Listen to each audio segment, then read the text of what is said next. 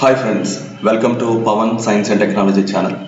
ఈ channel science and technology గురించి తెలియజేయడం అనేది జరుగుతుంది.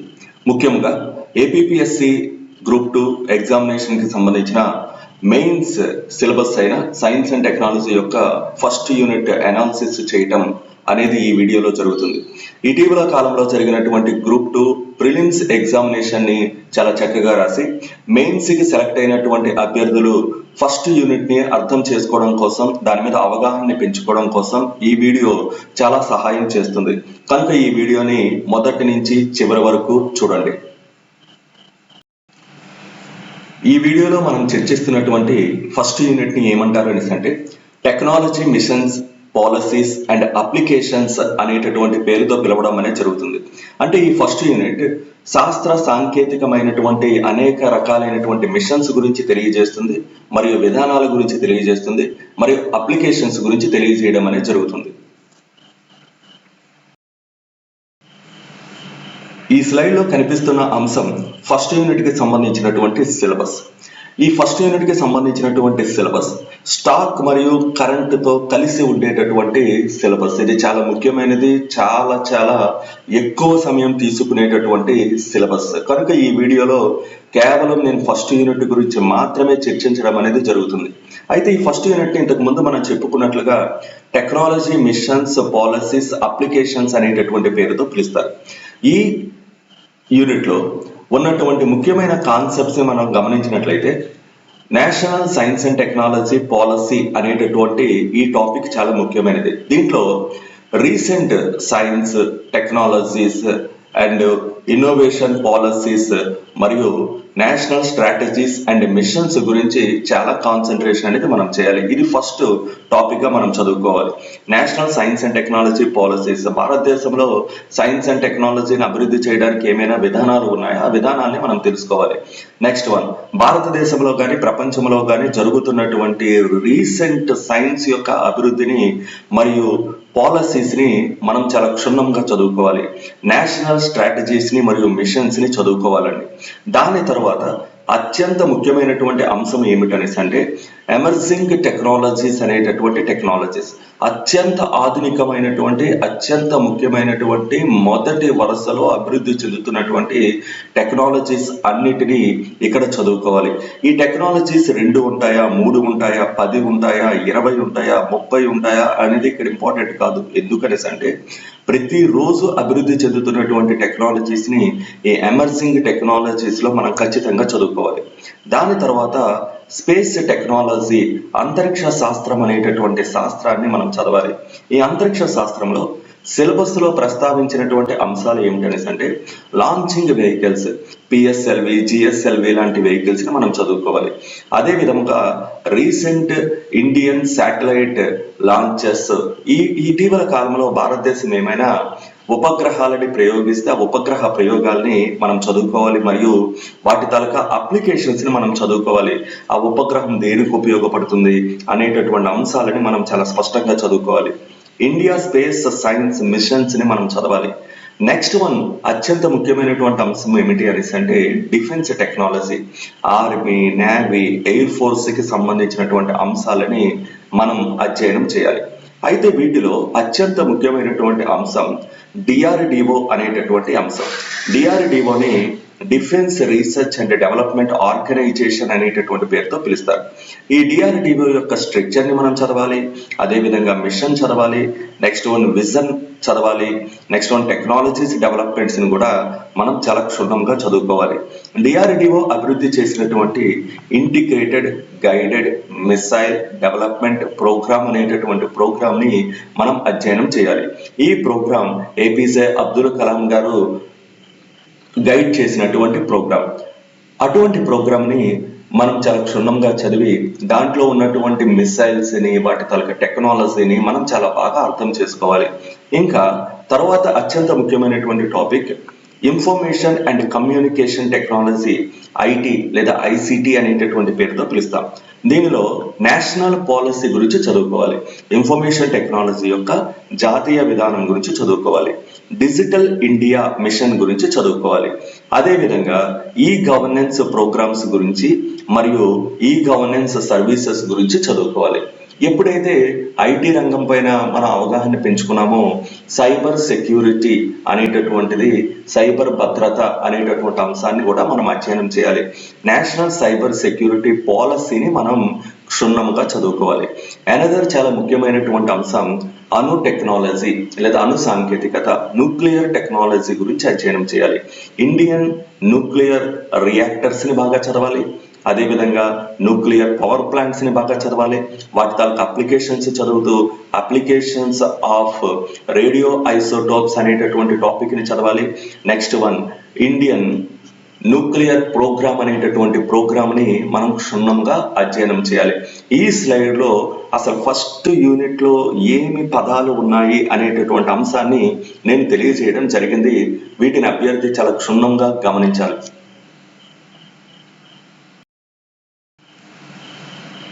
మనం ముందు స్లైడ్ లో అత్యంత ముఖ్యమైనటువంటి పదాలు అన్నిటినీ తెలుసుకోవడం అనేది జరిగింది. వాటిని అత్యంత వివరముగా మనం తెలుసుకుంటూ సిలబస్ పైన అవగాహన పెంచుకోవడానికి ఇప్పుడు గమనిద్దాం. National science and technology policy అనేది ఫస్ట్ యూనిట్ లో మొట్టమొదటి టాపిక్. ఈ టాపిక్ లో 3 ముఖ్యమైనటువంటి అంశాలు ఉంటాయి. రీసెంట్ సైన్స్ అనేటటువంటి అంశం, టెక్నాలజీ అండ్ ఇన్నోవేషన్ పాలసీస్ అనేటటువంటి అంశం, next one national strategies and machines అనేటటువంటి టాపిక్ చాలా ముఖ్యమైనది. అయితే బుక్స్ లో చాలా ప్రైవేట్ మ్యాగజైన్స్ లో కానీ లేదా బుక్స్ లో కానీ ఉన్నట్టుగా సిలబస్ ని స్టార్ట్ చేయగానే రీసెంట్ సైన్స్ అనేటటువంటి టాపిక్ మనం వెళ్ళిపోకూడదు. అసలు సైన్స్ అంటే ఏమిటి అన్న దగ్గర నుంచి స్టార్ట్ చేయాలి. ఎందుకు అనేసి అంటే ప్రిలిమ్స్ ఎగ్జామినేషన్ ని రాసినటువంటి అనుభవాన్ని దృష్టిలో పెట్టుకొని, ప్రిలిమ్స్ ఎగ్జామినేషన్ లో క్వశ్చన్ పేపర్ ని దృష్టిలో పెట్టుకొని అభ్యర్థి ప్రభుత్వ పుస్తకాలపైన కాన్సన్ట్రేషన్ చేయాలి. ప్రభుత్వ పుస్తకాలలో సైన్స్ అంటే ఏమిటి, ఆ సైన్స్ తాలూకా నిర్వచనాలు ఏమిటి అనేటటువంటి అంశాన్ని మనం అక్కడి నుంచి స్టార్ట్ చేయాలి. తర్వాత సైన్స్ మినిస్ట్రీ గురించి మనం చదవాలి. సాంకేతిక రంగానికి సంబంధించినటువంటి మంత్రివర్గం గురించి మనం చదవాలి. మంత్రివర్గం తర్వాత ఆ మంత్రివర్గంలో 3 డిపార్ట్మెంట్స్ ఉంటాయి. 3 డిపార్ట్మెంట్స్ ఏమిటి అనేసి అంటే science and technology, department of science and technology, department of biotechnology, department of science industrial research అనేటటువంటి ఈ 3 డిపార్ట్మెంట్స్ గురించి చాలా చక్కగా చదవాలి. చదివిన తర్వాత మనం రీసెంట్ సైన్సెస్ గురించి చదవాలి. భారతదేశంలో కానీ ప్రపంచంలో కానీ అత్యంత ఆధునికమైనటువంటి సైన్స్ లేదా ఇటీవల కాలంలో అభివృద్ధి చెందుతున్నటువంటి సైన్సెస్ గురించి చూడాలి. అయితే ఆ సైన్సెస్ ఎక్కడ దొరుకుతాయి సార్?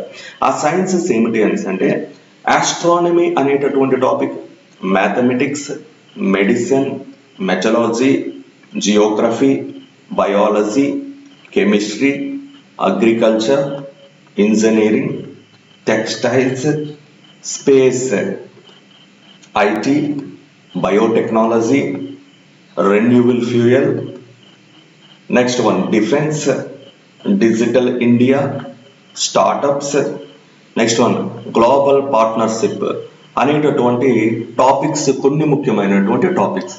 ఇటువంటి టాపిక్స్ అన్నిటిపైన మనం కాన్సన్ట్రేషన్ చేయాలి. ఎప్పుడైతే భారతదేశంలోని ప్రపంచంలో జరుగుతున్నటువంటి రీసెంట్ సైన్సెస్ పైన మనకు అవగాహన వచ్చిందో వెంటనే మనం ఎక్కడికి వెళ్ళాలనేసి అంటే టెక్నాలజీ అండ్ ఇన్నోవేషన్ పాలసీస్ దగ్గరికి వెళ్ళాలి. అయితే భారతదేశంలో సైన్స్ ని అభివృద్ధి చేయడానికి ఒక 5 పాలసీస్ అనేవి ఉన్నాయి. వాటిలో మొదటి పాలసీని ఏమనేసి అంటారనేసి అంటే సైన్స్ పాలసీ రెజల్యూషన్ అనేటటువంటి పేరుతో పిలుస్తారు. ఇది 1958వ సంవత్సరంలో చేయబడింది. Next one technology policy statement అనేటటువంటిది 1983వ సంవత్సరంలో చేయబడింది. సైన్స్ అండ్ టెక్నాలజీ పాలసీని 2003వ సంవత్సరంలో చేశారు. Next one national science and technology innovation పాలసీని 2013వ సంవత్సరంలో చేశారు. అయితే science and technology policy draft అనేటటువంటి డ్రాఫ్ట్ ని 2020వ సంవత్సరంలో చేశారు. ఈ 5 అంశాలని లైన్ టు లైన్ చాలా స్పష్టంగా చదవాలి. ఇది బిట్గా పనికొచ్చేటటువంటి చాలా చాలా ముఖ్యమైనటువంటి కాన్సెప్ట్. ఆ కాన్సెప్ట్ కానీ చదివినట్లయితే మనకి కంపల్సరిగా ఒక్క బిట్ అయితే మన జోబులో ఉన్నట్టే. Next one national strategies and machines అనేటటువంటి కాన్సెప్ట్. భారతదేశంలో సైన్స్ యొక్క అభివృద్ధి కోసం ఎన్నో రకాలైనటువంటి మిషన్స్ ని చేయడం అనేది జరిగింది. ఈ మిషన్స్ ముఖ్యంగా వ్యవసాయ రంగంలో చేయడం అనేది జరిగింది, సామాజిక సంక్షేమ రంగంలో చేయడం జరిగింది, ఆరోగ్య రంగంలో చేయడం జరిగింది, సమాచార సాంకేతిక రంగంలో చేయడం జరిగింది, నెక్స్ట్ పర్యావరణ రంగంలో కూడా చేయడం అనేది జరిగింది. అయితే ఈ మిషన్స్ లో అత్యంత ముఖ్యమైనటువంటి మిషన్స్ ఏమిటి అనేసి అంటే national mission on cyber physical system అనేటటువంటి system, next national quantum mission అనేటటువంటి mission, next national super computer mission అనేటటువంటి mission, next climate change mission అనేటటువంటి మిషన్. ఈ 4 మిషన్స్ గురించి కంపల్సరిగా అభ్యర్థి తెలుసుకోవాలి. అయితే ఈ ఫిజికల్ సిస్టమ్ కానీ, క్వాంటమ్ మిషన్ కానీ, నెక్స్ట్ సూపర్ కంప్యూటర్ మిషన్ కానీ, నెక్స్ట్ క్లైమేట్ చేంజ్ మిషన్ గురించి కానీ మనం ఎప్పుడైతే స్పష్టంగా అవగాహన తెలుసుకున్నామో అప్పుడు అభ్యర్థికి ఏమి తెలుస్తుంది అనేసి అంటే ఈ టాపిక్ చదవడం స్టార్ట్ చేసిన తర్వాత ఈ క్లైమేట్ చేంజ్ మిషన్ లో మళ్ళీ తిరిగి 8 మిషన్స్ ఉంటాయి. ఈ 8 మిషన్స్ పైన కూడా అభ్యర్థి స్పష్టమైనటువంటి నాలెడ్జ్ ని తెలుసుకోవాలి. ఓకే సార్, ఇంతేనా ఇన్ఫర్మేషన్, ఇంక ఇన్ఫర్మేషన్ ఏమీ లేదా? భారతదేశంలో అనేక రకాలైనటువంటి మిషన్స్ ఏర్పాటు చేయడం అనేది జరిగింది. వాటిలో నూనె గింజల మిషన్ అనేటటువంటి మిషన్ ఉంది, నెక్స్ట్ తాగునీరు మిషన్ అనేటటువంటి మిషన్ ఉంది, పాల ఉత్పత్తి మిషన్ అనేటటువంటి మిషన్ ఉంది, అక్షరాస్యత మిషన్ అనేటటువంటి మిషన్ ఉంది, బంజర భూమి మిషన్ అనేటటువంటి మిషన్ ఉంది, Jawaharlal Nehru urban renewal mission అనేటటువంటి మిషన్ ఏంటనేసి అంటే ఉంది, నెక్స్ట్ నానో మిషన్ అనేటటువంటి మిషన్ ఉంది, జాతీయ విద్యా మిషన్ అనేటటువంటి మిషన్ ఉంది. మనం ఎంత చదువుకుంటే అంత ముఖ్యమైనటువంటి టాపిక్ ఈ ఏరియాలో ఉన్నది. అయితే సిలబస్ లో ప్రకటించనంత మాత్రాన బేసిక్ సైన్స్ ని విడిచిపెట్టకూడదు. బేసిక్ సైన్స్ అంటే ఏమిటనేసి అంటే ఇక్కడ టాపిక్ ని స్టార్ట్ చేసేటప్పుడే రీసెంట్ సైన్స్ అని, టెక్నాలజీ అండ్ ఇన్నోవేషన్ పాలసీస్ అని, నేషనల్ స్ట్రాటజీస్ అండ్ మిషన్స్ అని స్టార్ట్ చేశాడని కేవలం ఈ టాపిక్స్ మాత్రమే చదవకూడదు. సైన్స్ అంటే ఏమిటో చదవాలి, శాస్త్రవేత్తల గురించి చదవాలి, భారతదేశంలో ఎవరు ఈ సైన్స్ ని అభివృద్ధి చేసినటువంటి శాస్త్రవేత్తలు ఉన్నారు, ఇటువంటి అంశాలను కూడా మనం జాగ్రత్తగా చదవాలి. ఆ తర్వాత బిట్ ఇచ్చేసిన తర్వాత మాకు సిలబస్ లో ప్రకటించలేదు అనేసి అనడం కన్నా మనం ముందు జాగ్రత్తగానే ఆ టాపిక్స్ ని చదువుకోవడం చాలా చాలా ఇంపార్టెంట్. తర్వాత ముఖ్యమైనటువంటి topic emerging technology. Emerging technology ప్రతిరోజు అభివృద్ధి చెందుతున్నటువంటి, ప్రతిరోజు పుట్టుకొని వస్తున్నటువంటి కొత్త సైన్స్ అండ్ టెక్నాలజీ అంశాలని మనం ఇక్కడ చదువుకుంటాం. అయితే నేను ఈ స్లైడ్ లో ఒక 22 టాపిక్స్ ని లేదా హెడ్డింగ్స్ ని పెట్టడం అనేది జరిగింది. అయితే ఈ 22 టాపిక్స్ అయినా సరే ఎమర్జింగ్ టెక్నాలజీ అనేసి అంటే కాదు, ఇక్కడ నేను కొన్ని పదాలని పెట్టాలా, బట్ ఆస్పిరెంట్ అవగాహన కోసం నేను మాక్సిమం పదాలను తెలియజేయడం అనేది జరిగింది. ఫర్ ఎగ్జాంపుల్ ఇక్కడ నానో టెక్నాలజీ అనే పదం లేదు, అంత మాత్రాన అది ఎమర్జింగ్ టెక్నాలజీ కాదా అని కాదు. ఇలా నేను ఇక్కడ చెప్పనటువంటి పదాలు కూడా చాలా పదాలు ఎమర్జింగ్ టెక్నాలజీలో ఉన్నాయి. అయితే నేను ఇక్కడ చెప్పాలనుకుంటున్నవి ఏమిటనేసి అంటే generative artificial intelligence, computing power, smart devices, datafication, artificial intelligence and machine learning, ER, digital trust, 3D printing, genomics, new energy solutions, robotics, EC, quantum computing, VR and augmented reality, blockchain, Internet of Things, 5G, cyber security, full stack development. Next one, DEVOPS అనేటటువంటి topic. Next metaverse, digital twins అనేటటువంటి topic. ఈ topics చాలా చాలా ముఖ్యం. ఇవి complete గా current affair తో link అయి ఉంటాయి, ప్రతిరోజు డెవలప్ అయి ఉంటాయి, ప్రతిరోజు న్యూస్ పేపర్లో దొరుకుతూ ఉంటాయి. కనుక వీటిని అర్థం చేసుకోవాలన్నా చదవాలన్నా మ్యాగజైన్స్ చాలా ఇంపార్టెంట్, న్యూస్ పేపర్ చాలా ఇంపార్టెంట్. సిలబస్ లో తర్వాత ముఖ్యమైనటువంటి టాపిక్ స్పేస్ టెక్నాలజీ. ఈ అంతరిక్ష శాస్త్రం అనేటటువంటి శాస్త్రాన్ని ఆర్యభట్టతో స్టార్ట్ చేసి ప్రస్తుతం జరుగుతున్నటువంటి GSLV, PSLV ప్రయోగాల వరకు చాలా క్షుణ్ణంగా చదవాలి. అయితే సిలబస్ లో ప్రస్తావించబడినటువంటి పదాల్లో ముఖ్యమైనటువంటి పదం ఏమిటి అనేసి అంటే లాంచ్ వెహికల్. లాంచ్ వెహికల్ అనేటటువంటి టాపిక్ రాగానే మనకి సౌండ్ రాకెట్స్ నుంచి టాపిక్ ని స్టార్ట్ చేసి మనం ఎస్ఎల్వి, ఏఎస్ఎల్వి, పిఎస్ఎల్వి, జిఎస్ఎల్వి, అదేవిధంగా ఎస్ఎస్ఎల్వి అనేటటువంటి రాకెట్స్ గురించి చదువుతాం. అయితే ఈ రాకెట్ లో ఉండేటటువంటి ఫ్యూయల్ ని చదువుతాం, రాకెట్ లో ఉండేటటువంటి ప్రొపల్షన్స్ ని చదువుతాం, రాకెట్లని ప్రయోగించేటటువంటి స్టేషన్స్ ని చదువుతాం, అన్ని విషయాల్ని చదువుతాం. అదేవిధంగా recent India satellite launches and applications గురించి చదవాలి. అంటే భారతదేశం ఇటీవల కాలంలో ప్రవేశపెట్టినటువంటి శాటిలైట్స్ ఉపగ్రహాలన్నింటినీ మనం చాలా క్షుణ్ణంగా చదవాలి.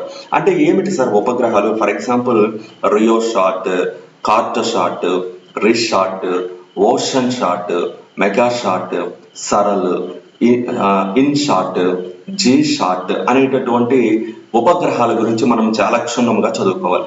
Another Indian space science missions. Indian space science మిషన్కి వచ్చేటప్పటికి Indian remote sensor system, Indian national satellite system, navigation అనేటటువంటి టాపిక్స్ చాలా చాలా ముఖ్యమైనటువంటి టాపిక్స్. ఈ టాపిక్స్ ని మనం చాలా బాగా చదివి చంద్రయాన్, మంగళయాన్, ఆదిత్య, NISAR అనే టాపిక్, రామ్జెట్,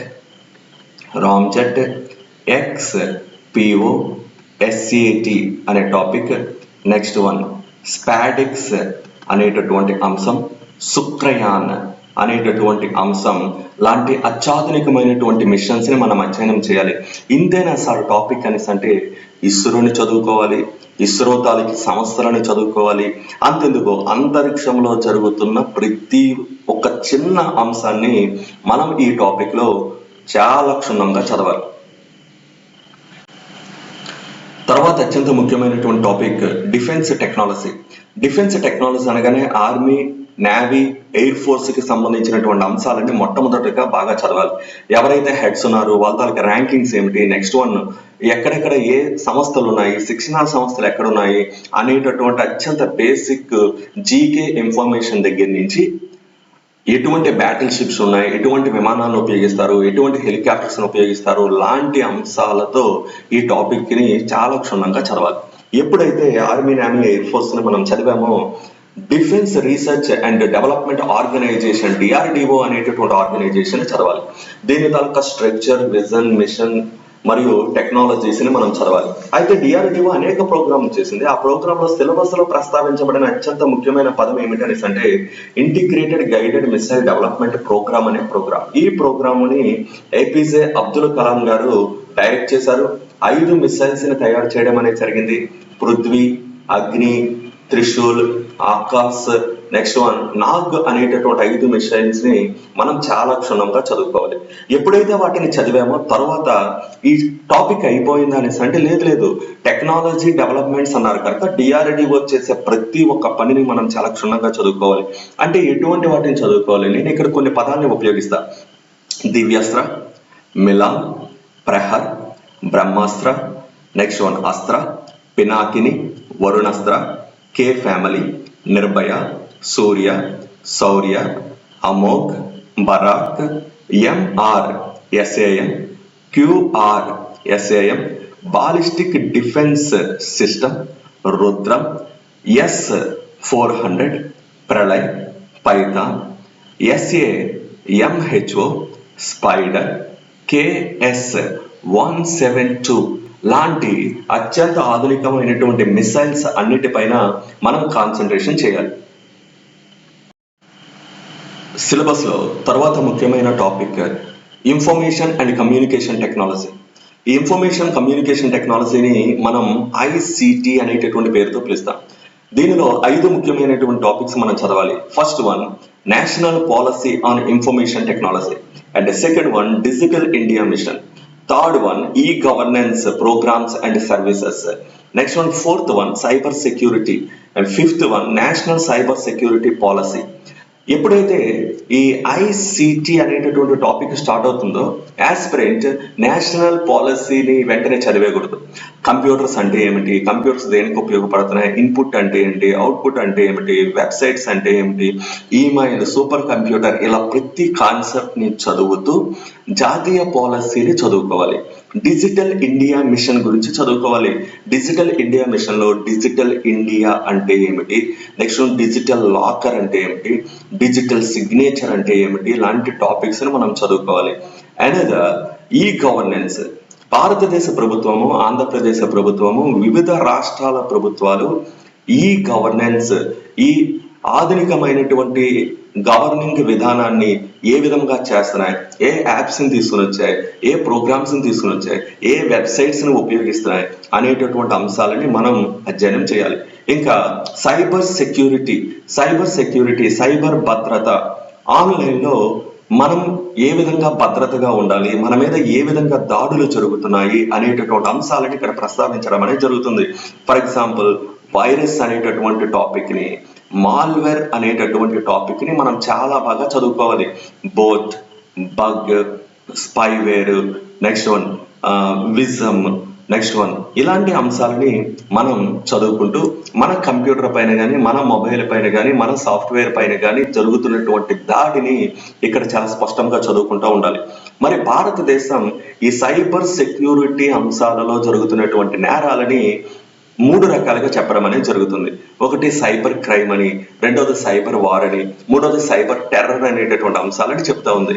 అయితే భారతదేశం ఈ సైబర్ సెక్యూరిటీ అంశాలలో ఎటువంటి పాత్ర వహిస్తున్నది, ఎటువంటి చర్యలు తీసుకుంటున్నది అనే అంశాన్ని మనం చదివినప్పుడు సైబర్ రెగ్యులేషన్ అపిలెంట్ ట్రిబ్యునల్ అనేటటువంటి ట్రిబ్యునల్ గురించి చదువుకోవాలి.